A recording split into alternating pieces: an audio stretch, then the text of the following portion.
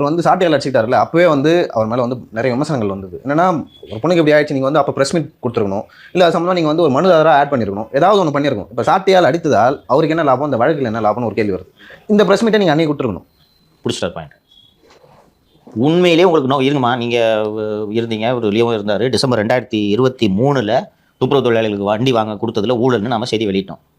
அதை தாண்டி நான் வழக்கு ஏமா தொடுத்தேன், சிலபந்தை சொன்னான்றதுக்காக தொடுக்கல, இதில் நியாயம் கிடைக்கணுன்றதுக்காக வழக்கு தொடுத்தேன். ஒரு ஜேர்னலிஸ்டாகவே எனக்கு இதில் ஏதாவது ஒன்று நடக்கணும், நம்ம எக்ஸ்போஸ் பண்ணணும்னா எவனும் நடவடிக்கை எடுக்க மாட்டான், நம்ம அதை பர்சியூ பண்ணி அதில் நியாயம் கிடைக்கணும், உண்மையான துப்புரவு தொழிலாளிகளுக்கு இந்த வாகனம் வாங்க வேண்டும்ன்றதுக்காக நான் சிபிஐக்கு புகார் அனுப்பி உயர்நீதிமன்றத்தில் வழக்கு தொடுத்தேன் இல்லைங்களா?